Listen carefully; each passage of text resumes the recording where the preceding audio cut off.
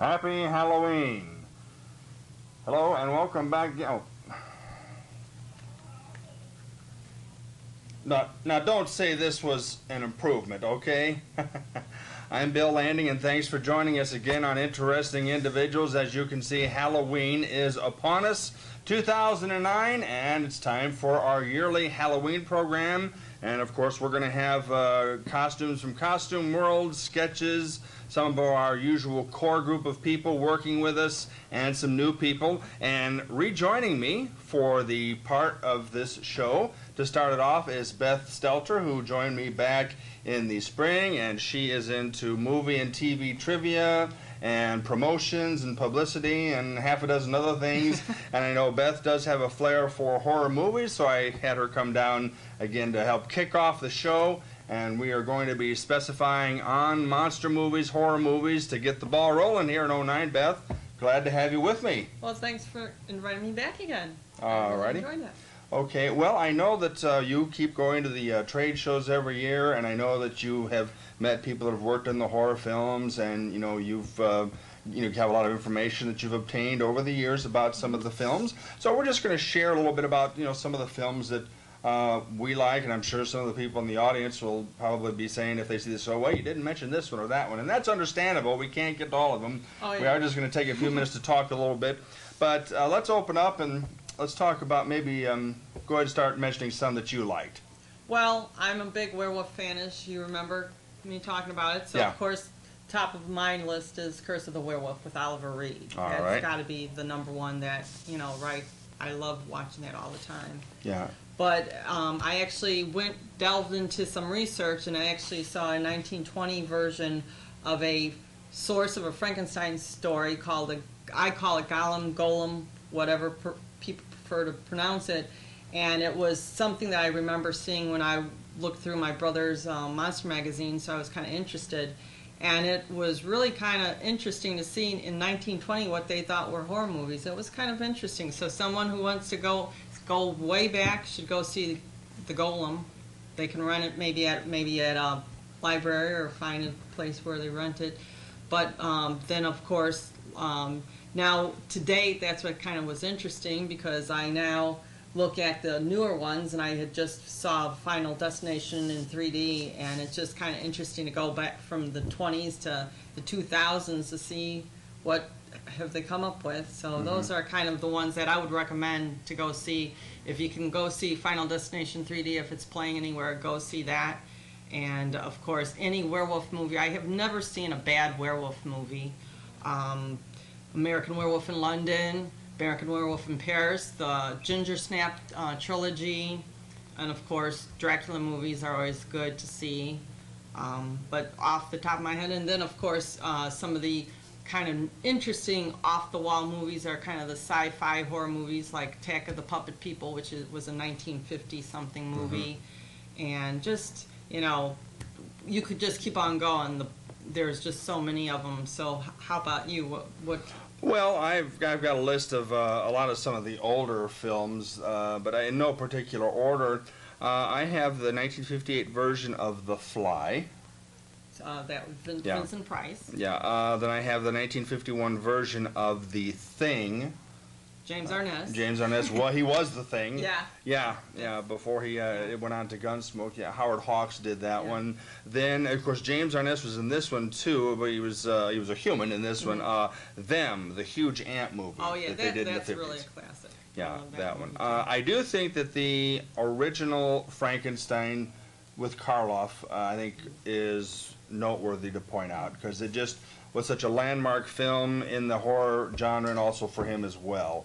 So I think that's a good one. So let's see, among some of the others, I have the original King Kong.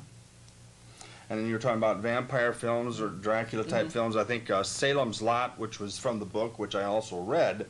And yeah, then they turned into a miniseries. I thought that was a well done series on television.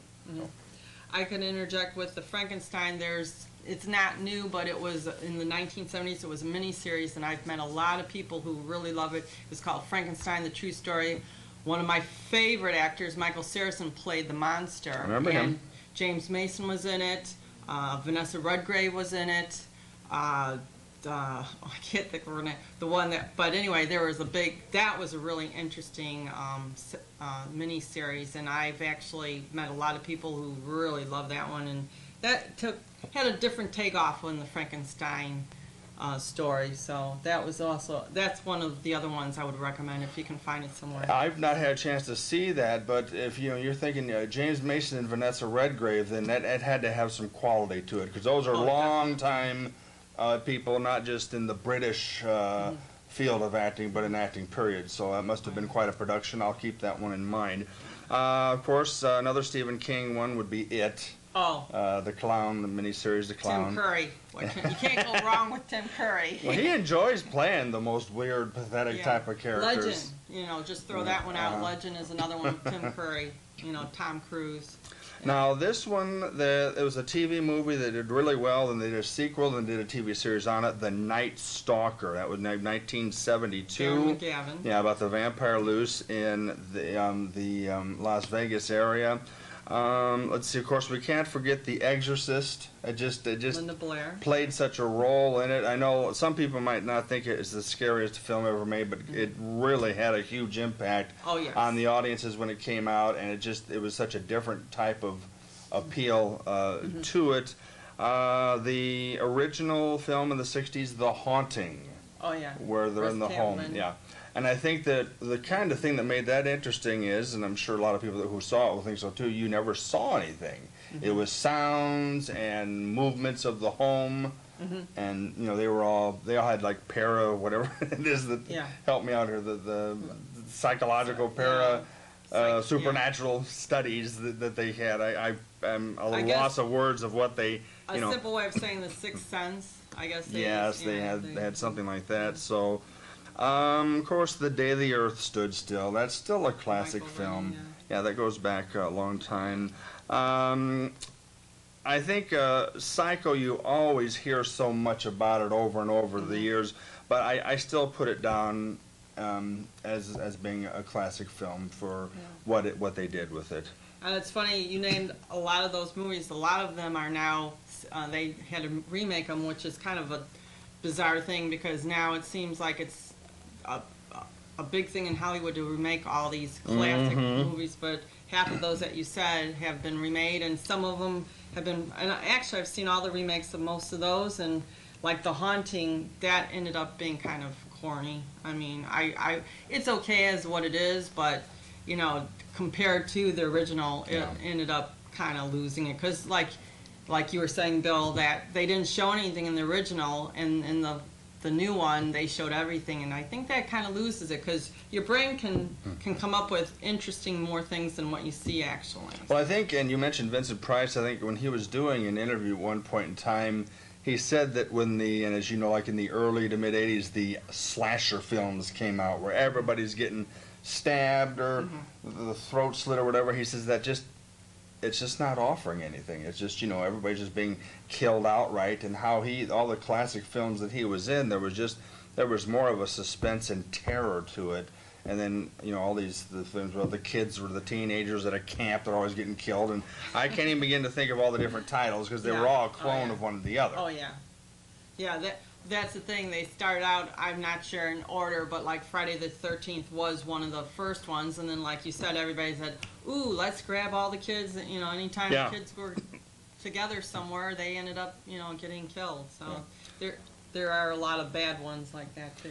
Yeah. We were talking about silent films. Of course, I want to recommend. I enjoyed the Lon Chaney version of The Phantom of the Opera.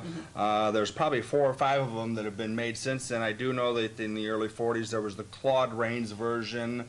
I know you'd mentioned there's a couple ones since then. Herbert Lom. Yeah. Okay, so I guess that's pretty much a good one. I know Dr. Jekyll and Mr. Hyde's been done a number of times, but I think the Frederick March one that I have seen, and I had that on tape from the early 30s, we won an Academy Award for it. Oh, wow. Yeah, that was exceptionally well done, but that's a decent one too. So there are a lot of the ones that I have listed there, so a lot of the famous ones from many years ago. And then to update the Phantom of the Opera, there's a really good movie out there. Probably some people have heard this one too. It's Phantom of the Paradise with Paul Williams and William Finley. That is really a a very different take on the Phantom of the Opera. And originally I saw it in a midnight showing, and it was pre-Rocky Horror. And since I threw out Rocky Horror, that's another movie that everybody probably remembers. That's a sort of a sci-fi horror movie. Yeah. But Phantom